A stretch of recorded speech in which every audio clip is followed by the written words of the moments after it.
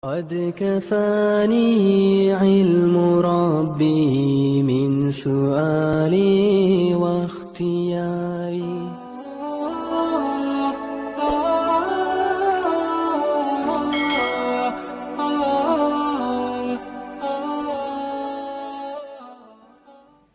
Sabar ini selalu kita dengar. Katanya dalam Al-Quranul Karim, Allah Subhanahu wa ta'ala menyebutkan ke orang itu kalau masuk dalam surga, katanya salamun alaikum bima sabartum. Kan dalam ayat ini kan, salamun alaikum bima sabartum. Salam sejahtera untuk kamu wahai penghuni surga, sebab kamu sabar. Secara khusus dia bukan sabar, padahal dia sholat, dia zakat, dia i'tikaf, dia banyak berbuat baik. Tapi ucapan tahniah malaikat kepada penghuni surga sebab mereka sabar. Di dalam Al-Quranul Karim Allah menyebutkan tentang sabar, ista'inu bis sabri was salah wa innaha lakabiratun illa 'alal khashi'in. Mintalah kamu pertolongan kepada Allah dengan sabar dan salat. Salat itu walaupun tiang agama, tapi Allah mendahulukan sabar dulu di sini. Bisabri wassalah, sabar dan juga salat, karena sabar itu lakabiratun, besar, berat bagi seseorang, illa 'alal khashiin, kecuali bagi orang yang khusyuk. Sabar terbagi kepada 3 bahagian. Sabar di dalam taat, seseorang dicabar kesabarannya untuk istiqamah berbuat taat. Yang kedua, sabar meninggalkan maksiat. Seseorang itu juga tercabar kalau dia terbiasa melakukan maksiat, atau dirangsang melakukan maksiat, atau di offer untuk melakukan maksiat, dia sabar untuk meninggalkan. Untuk meninggalkannya perlu kesabaran juga. Ini bahagian daripada sabar. Yang ketiga, sabar ketika berhadapan dengan musibah. Ini juga menuntut kepada kita sabar. Hanya di dalam Al-Quran ini, sabar ini juga terbagi kepada 2 bahagian dari aspek yang lain. Orang bersabar dengan sesuatu yang dia tidak boleh untuk mengelak. Tak ada orang buat kepada dia, seperti orang kena penyakit. Yang kedua adalah sabar orang yang sakit karena orang lain. Perbezaannya adalah kalau orang sakit tanpa ada orang buat dirinya sakit, dia tak boleh lawan kepada. Dia nak marah dengan siapa? Dah kena sakit, dia tak ada siapa nak meluahkan kemarahannya, kecuali orang yang lemah iman, dia akan marahkan Allah Subhanahu wa ta'ala. Tapi yang problem itu adalah, dan lebih berat, kalau Anda sakit disebabkan orang lain yang menyakiti Anda.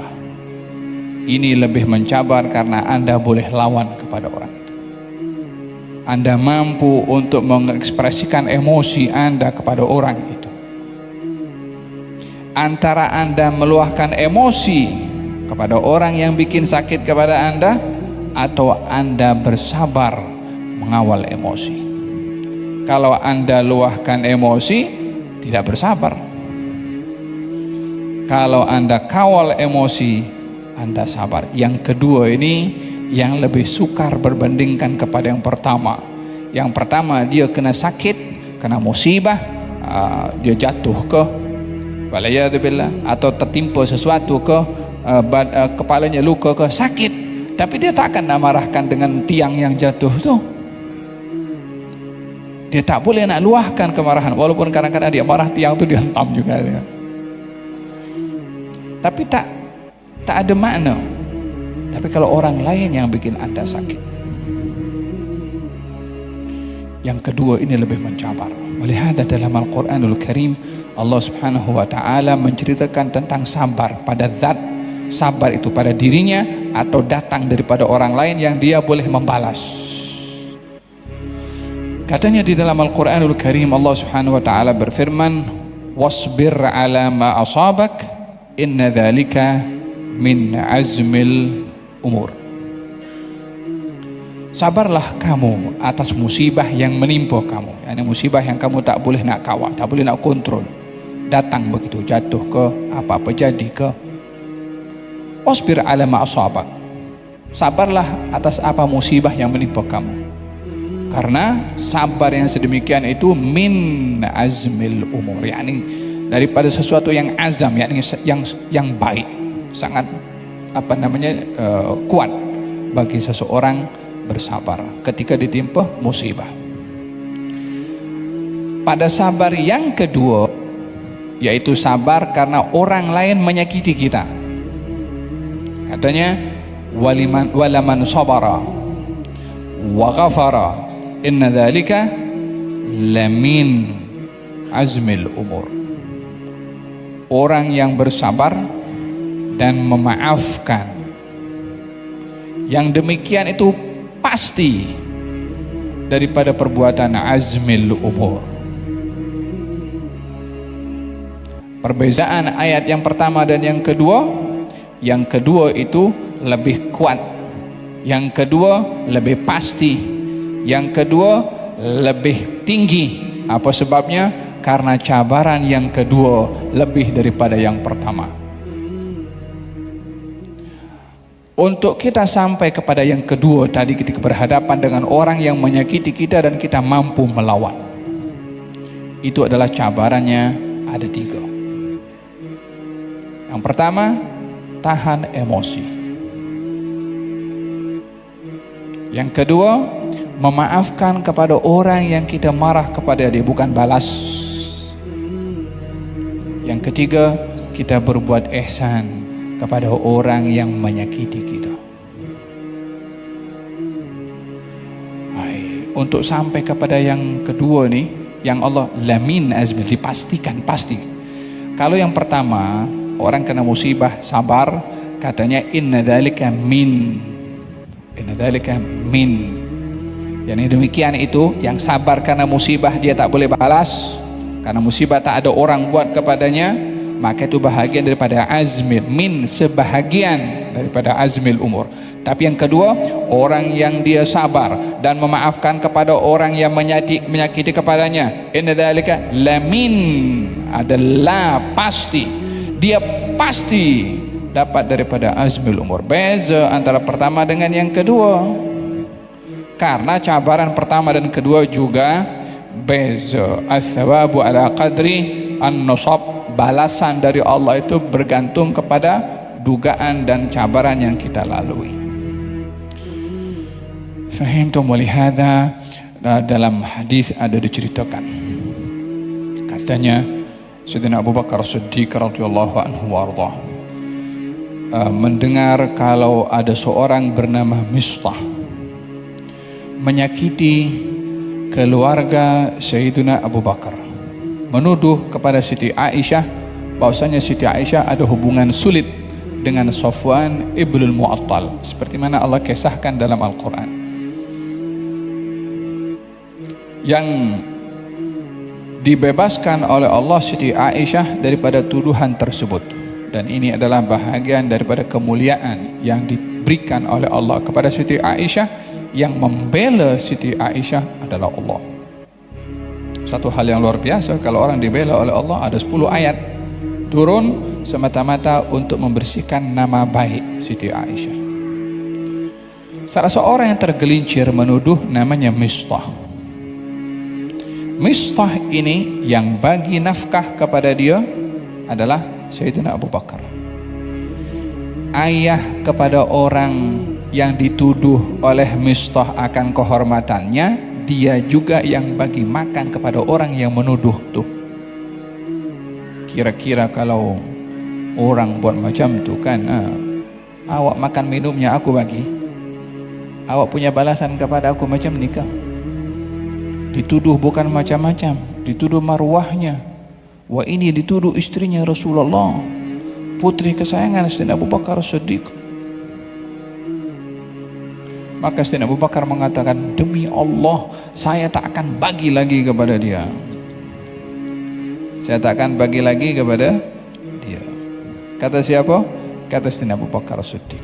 Turun firman Allah Subhanahu wa taala, "Wala ya'tali ulul fadli minkum was-sa'ati ay yu'tu ulil qurba wal masakin wal muhajirin fi sabilillah ala tuhibbuna ay yaghfirallahu lakum." Jangan sekali-kali orang yang diberi oleh Allah keluasan dalam rezeki, mempunyai harta, bersumpah untuk tidak memberi kepada ulul qurba, kepada kerabat, dan kepada orang anak-anak yatim atau orang berhijrah di jalan Allah. Kamu tak mau ke dapat ampun dari Allah dengan apa? Dengan bersabar dengan kejahatan orang berbuat kejahat kepada kita, atau memaafkan, atau memberi ihsan kepada orang yang menyakiti kepada kita. Cabarannya adalah kita punya emosi, kita punya hawa nafsu, dan itu bukan perkara yang mudah seseorang berhadapan dengan hawa nafsu sendiri. Tapi Allah cabar, imma kamu lawan kau punya hawa nafsu, kau punya emosi, kau punya marah, jaminannya aku bagi ampun kepada kamu. Kalau kamu tak mahu, aku tak bagi ampun kepada kamu. Kau tunaikan apa yang kau nak dengan emosi kamu. Tak nak bagi, silahkan. Tak mau diteruskan pemberian, silahkan. Apa yang kamu dapat? Kepuasan dalam diri. Bas. Pahala dapat tak dapat? Tak dapat. Kedudukan di sisi Allah, pengampunan dapat tak dapat? Tak dapat. Apa sebabnya? Ikut emosi. Allah bagi tahu, kalau ikut aku bagi ampun, aku bagi pahala. Engkau ikut emosi hanya dapat kepuasan.